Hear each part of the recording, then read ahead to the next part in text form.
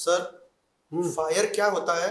और ये जेनजी और मिलेनियल फायर से बहुत इन्फ्लुएंस्ड है, तो ये फायर को अचीव कर पाएंगे क्या? क्वेश्चन बहुत सही है, इसको समझाता हूँ मैं।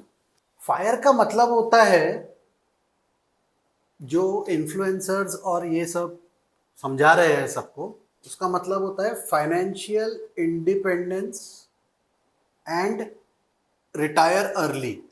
मतलब आप फाइनेंशियली इतने फ्री हो जाओ ताकि आपको फिर पैसे के लिए काम करने की जरूरत ना पड़े। लेकिन प्रॉब्लम कहाँ हो रही है? ये फायर लोगों को जो अचीव करना है, स्पेशली जो जेंजी और मिलेनियल्स है, इनको जल्दी अचीव करना है। तो इसके लिए इन्होंने जो रास्ता अपनाया है ना, वो रास्ता दूसरा है। इनकी लैंग्वेज में फायर अचीव करने के ऑब्जेक्टिव्स है future and option, insurance, real estate, कि भाई मैंने प्रॉपर्टी ले ली, मैं यहाँ भले ही ट्रांसफरेबल जॉब्स में हूँ, लेकिन मैंने देखा देखी प्रॉपर्टी ले ली तो मेरा एक एसेट खड़ा हो गया, लेकिन उसकी ईएमआई मैं भर रहा हूँ। और ई का काम है equity trading.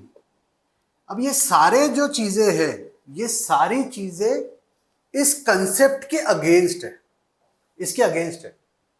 The reason being is, future and option से यू फील कि मैं आज 1 लाख रुपए लगाऊंगा और मेरे 50 लाख रुपए बन जाएंगे, ऐसे मैं मल्टीप्लाई करूंगा बहुत फास्ट। तो यहाँ पे अल्टीमेटली लॉस होता है। ठीक है। इंश्योरेंस बैंकर या कोई आपको देके जाता है ये बोल के कि आपको इतने समय के बाद में इतना पैसा मिलेगा, correct? But then it comes with its own challenges. Real estate आपके लिक्विडिटी को ब्लॉक कर देता है और अननेसेसरी आपको ईएमआई के बर्डन में लेके आ जाता है, बराबर? और चौथा जो आइटम है वो है स्टॉक ब्रोकर्स का इंट्रोड्यूस किया हुआ, जिसको हम बोलते हैं मार्जिन टू फंड।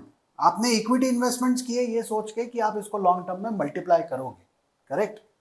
लेकिन वहां आपको एक पॉपअप आता है कि आपकी लिमिट अगर 1 लाख रुपए की, तो आप 3 लाख रुपए तक का ट्रेड लगा सकते हो। उसके चक्कर में आदमी ओवर ट्रेडिंग करता है, करेक्ट? और फिर जब लॉसेस होने शुरू होते हैं तो जो 1 लाख का माल था उसमें से भी 50,000 का माल बिक जाता है, राइट? जिसको हम बोलते हैं लेवरेज।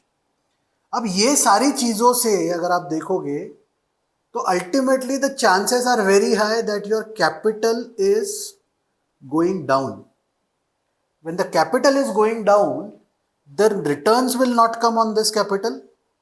और जब रिटर्न्स नहीं आएंगे तो आपका नंबर भी अचीव नहीं होगा। सो बेसिकली अगर किसी को फायर पाना है तो उसके साथ में you have to be fired, it has to be fired. इसमें डी को और जोड़ना पड़ेगा। ये डी का मतलब होगा डिसिप्लिन। तो आपकी इन्वेस्टमेंट्स ऐसी जगह पे करो जहां वो मल्टीप्लाई हो रही है, and continue it with discipline, then only you will reach this figure. अगर हर कोई साल 2 साल के अंदर फायर का कॉर्पस जमा करने के पीछे लग जाए तो कायदे से फिर काम करने वाले कोई बचेंगे नहीं और सब अपने ऑब्जेक्टिव्स अचीव कर लेंगे। ये कंसेप्ट आपको बेचा गया है ताकि ये सारे इंस्ट्रूमेंट्स की दुकान चल सके, क्योंकि फास्ट मनी से ही इंडिपेंडेंस आती है और फास्ट मनी पाने के लिए लोगों को लगता है कि ये सारे ऑप्शंस हैं। लेकिन एक डिसिप्लिन्ड वे से अगर चले, सोफिस्टिकेटेड इन्वेस्टमेंट्स के साथ अगर चले, तो ये नंबर अचीव करना हर किसी के लिए डिफिकल्ट नहीं है।